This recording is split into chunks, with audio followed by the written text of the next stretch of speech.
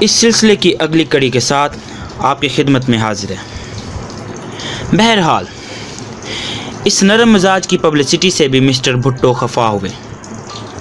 26 فروری 1977 کو مسٹر سجاد احمد جان نے مجھے لاہور سے فون کیا کہ تمام پبلسٹی روک دی جائے۔ اسی روز 26 فروری کو مجھے میرے پبلک ریلیشنز افیسر نے بھی مطلع کیا کہ مسٹر سجاد احمد جان نے لاہور سے ٹیلی فون پر بھی ہدایات صادر کر دی ہیں۔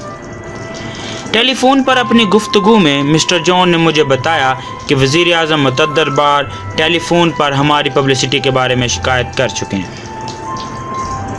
ہر لمحے وہ ان سے خفگی اور ناراضگی سے بات کرتے اور کہتے ہیں کہ کیا آپ اپنی پبلسٹی سے ہمیں تباہ برباد کرنا چاہتے ہیں؟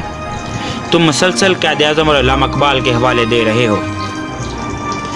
یہ ایک سفید بے بنیاد اور انتہائی گھٹیا خود تراشیدہ جھوٹ ہے۔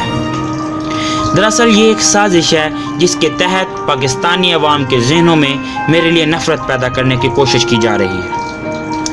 بھٹو نے مزید کہا کہ ذرا اندازہ کیجئے کہ میں نے ایسے ریمارک الیکشن کمشنر کو کہے اور عام ٹیلی فون پر، جبکہ انتخابات کی مہم اپنے عروج پر تھی، اور اس کے رد عمل میں وہ بھی یہ گفتگو کھلے اور عام ٹیلی فون پر اپنے سیکرٹری کو بتا رہے ہیں۔ مسٹر سجاد احمد جان زندہ ہیں اور پاکستان میں دستیاب ہیں۔ اگر میں نے ایسے ہی گھنونے سیاسی ریمارکس کھلے ٹیلی فون پر دیے تھے تو حکومت نے اس پر ایکشن کیوں نہیں لیا اور مجھے کیوں طلب نہیں کیا گیا؟ اور پھر سیاسیات کے کس اصول کے تحت قائد اعظم اور علامہ اقبال کے حوالے پر مشتمل پبلسٹی ہمیں تباہ برباد کر سکتی تھی؟ قیاس کو جتنا مرضی پھیلا کر دیکھیں، ہمیں اس سے کیا نقصان پہنچ سکتا تھا، مبالغہ آرائی اور جھوٹ کی انتہا کر دی گئی۔ یہ کسی قسم کے گھٹیا بہتان کی آخری اور انتہائی مثال ہے۔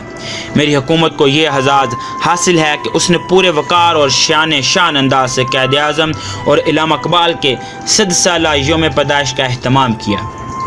پاکستان کا ایک منتخب اور عوام میں مقبول رہنما ہمیشہ اپنے ملک کے بانیوں اور زعماء کا بھرپور احترام کرے گا۔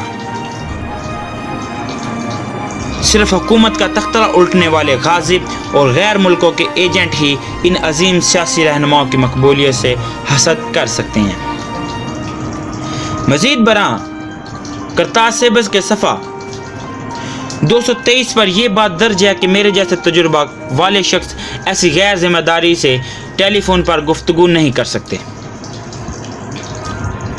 اس میں کچھ یوں لکھا ہے: مسٹر بھٹو نے تمام قانونی غیر قانونی سفارشات جو اس نوٹ میں پیش کی گئی تھیں رضامندی کا اظہار کر کے مسٹر رفیع رضا کو ان ریمارکس کے ساتھ بھجوا دیے۔ یہ بہت ضروری اور اہم ہیں۔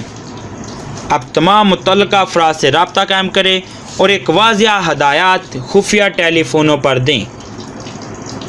یہ حوالہ واضح طور پر ظاہر کرتا ہے کہ اگر میں نے اپنے وزراء کو یہ مشورہ دیتا ہوں کہ وہ ٹیلی فون کے بارے میں محتاط رہیں، خود اس کے برعکس خود عمل نہیں کر سکتا تھا کیا؟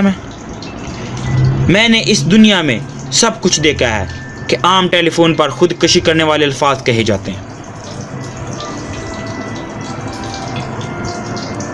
مجھے یہ بتانے اور یاد دلانے کی قطعی ضرورت نہیں کہ عام کھلے ٹیلی فون پر بات کرنا کیسا ہے۔ یہ ایسا ہے جیسے کوئی عوامی جلسے سے خطاب کر رہا ہو۔ لاہور میں مقدمہ قتل ہو یا کرتاز سیبز، ٹیلی فون نے میرے لیے موت کے فرشتے کا کردار انجام دیا۔ استغاثہ نے میرے خلاف جو بنیادی اور قابل اعتماد گواہ پیش کیا وہ یہی ٹیلی فون ہے۔ اگر کوئی جعلی دستاویزات پیش نہیں کی جا سکی، اگر کوئی اپنے مطلب کا گواہ نہیں مل سکا جو کہ سراسر جھوٹ بول سکے، تو پھر یہ ترغیب اختیار کر لی گئی۔ اس نے مجھے ٹیلی فون پر بتایا تھا